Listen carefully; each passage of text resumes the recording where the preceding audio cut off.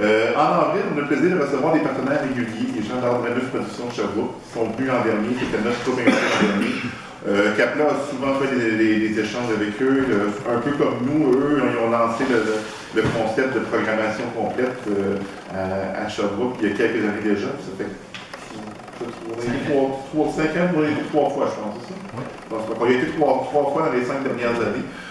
Donc, cette année, ils viennent nous présenter une pièce assez particulière. C'est un collage de 3 textes d'Anton Chekhov, qui est un des très grands auteurs russes de la fin du 19e siècle.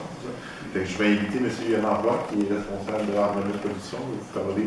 Beaucoup, Simon, merci beaucoup à la troupe Capla de nous accueillir ici. C'est toujours un plaisir parce que je me souviens dans les débuts qu'on a parti ça, ces échanges-là. On voulait le faire à l'échelle peut-être plus de toutes les troupes du Québec parce que bon, c'est arrivé aussi qu'avec les petits voyages en Europe, je trouvais ça le fun que les troupes puissent prolonger leur saison, c'est-à-dire de jouer à plusieurs endroits. Mais on s'est rendu compte que dans un rayon où ça demande un déplacement de 2 heures et plus, c'est pas toujours possible à cause que les gens travaillent puis ces choses-là. Puis au Québec, on sait que nos distances sont grandes, mais de venir avec tout, qu'eux viennent à Sherbrooke, ça se fait bien, ça fait qu'on est content. On espère qu'ils vont pouvoir revenir une autre année. Moi, je suis ici cette année, je ne joue pas dans la pièce et je ne fais pas la mise en scène. Je m'occupe un peu de la technique. C'est la première fois depuis le tournant des années 2000 que ça m'arrive. J'ai eu beaucoup d'implications à l'automne, donc je m'étais retiré de la pièce, mais je suis capable de vous parler d'Ardremus parce que je l'ai fondé. Donc, j'ai fondé ça en 96, Ardremus, qui veut dire Art Dramatique Musique. Je cherchais quelque chose qui à l'époque, me ressemblait. Ça se disait bien dans n'importe quelle langue, puis ça me représentait. Au début, ce que je faisais, c'est ça, je jouais de la musique, je donnais des ateliers de théâtre, on avait beaucoup de jeunes, des adolescents. On se promenait un peu, j'ai fait 2 bonnes tournées au Québec. Puis après ça, ben, la fatigue, un peu l'épuisement, puis bon, c'est pas évident non plus, les ateliers, les écoles, c'était un peu compliqué. On a décidé que, moi et ma conjointe, on incorporait ça comme organisme sans but lucratif, c'est devenu Ardremus Production.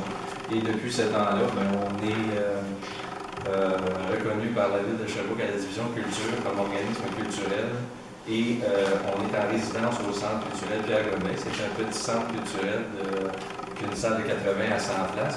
Et on joue dans nos saisons de théâtre-là. On peut répéter là, on a un local pour mettre nos décors quand on répète. Alors c'est très pratique, on est très chanceux. Je suis très bien placé aussi pour savoir que c'est comme un privilège qu'on a, nous. C'est pas toutes les troupes au Québec qui peuvent se permettre ça ou qui ont ces choses-là, mais je pense qu'ici vous avez quand même des bonnes conditions.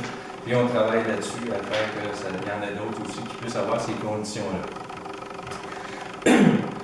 Cette année, l'idée de faire une soirée Chekhov, c'est venu qu'on avait un peu moins de comédiens que d'habitude, qu'on voulait faire vraiment quelque chose de spécial. Quand je dis spécial, c'est qu'on est habitué de faire nos pièces, les jouer sur la scène. On a 2 configurations, nous autres, où ce qu'on joue, style cabaret, puis l'autre, j'avais ça, style à transat, parce que quand on a toutes les chaises, on est vraiment poigné.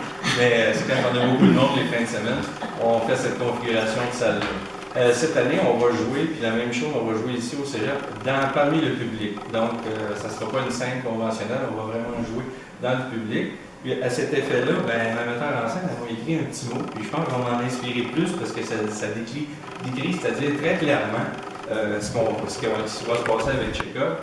Et puis, je pourrais terminer en vous prononçant à la russe le nom des personnages. J'étais supposé faire la conférence de presse en russe, mais je pense que ça n'aurait pas intéressé personne. Nous autres, on apprend le russe depuis des mois. Oui. Ben, en fonction de oui, Clément, c'est une russe. Ben oui. Oui. Alors, nous présenterons un collage de 3 plaisanteries. C'est des plaisanteries célèbres d'Anton Chekhov, l'effet du tabac, l'ours et la demande en mariage. Avec cette soirée, on a voulu transporter le public en Russie, de là l'idée de jouer parmi la foule, de 1890, en respectant le plus fidèlement possible cette époque, afin de créer une ambiance qui émergera totalement le public dans le monde de Chekhov.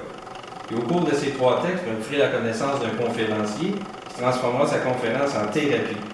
Ensuite, une veuve dont l'inquiétude se verra ébranlée par un créancier grossier et mal élevé, et un homme qui doit absolument se marier avant de succomber aux nombreux problèmes de santé qui l'accablent et dont la demande en mariage s'annoncera bien plus ardue que prévu.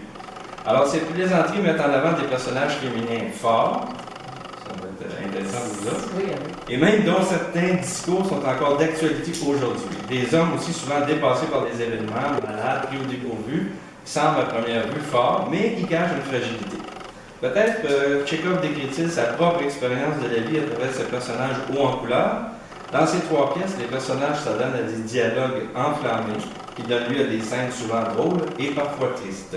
Amour, haine, famille, confidence, confrontation s'entremêlent au cours de ces 3 grands classiques de l'œuvre d'Anton Tchekhov. Alors, je vais vous dire les personnages. Il y a 10 personnages en tout, mais ils sont 6.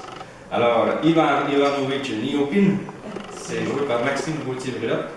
Elsa Ivanovna Popova, Daphné Roy. Grigory Stepanovitch Smirnov, Denis Gervais, il est excellent en passant. Louska, Raymond Le Tendre. Stepan Stepanovitch Tchoubokov, Daphné Roy.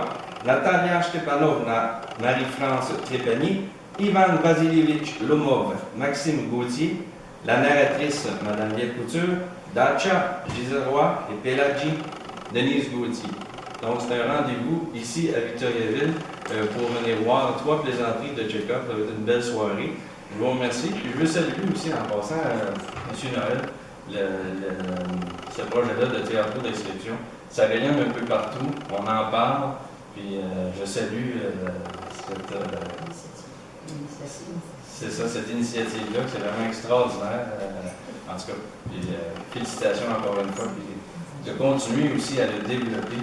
C'est très important. Alors, merci à tout le monde. On se donne rendez-vous, j'imagine, c'est le 8 avril. 8 avril. Si on est ici dans l'après-midi, dans la soirée, on le fait 2 fois dans le même jour. Donc, c'est bien ça, le 8 avril, c'est un samedi au cégep. C'est la seule pièce qui va être au cégep, c'est dans la salle de regroupement. C'est au-dessus du Grand Auditorium. Donc, une belle salle que justement on peut aménager pour le concept particulier de cette pièce-là. À 14 et à 20 ans. D'ailleurs, je mentionnais, Yolande n'est pas juste responsable de Ramus, qui est aussi directeur général de la Fédération québécoise du théâtre amateur, qui est un partenaire quand même majeur à toute CAPLA, parce qu'on est membre de la Fédération, et c'est par l'aide qu'ils nous apportent, on peut rejoindre plusieurs troupes justement pour inviter à nos activités régulières, puis entre autres pour inviter au festival. Donc, le coup de main de la Fédération pour le développement du théâtre amateur est très apprécié. C'est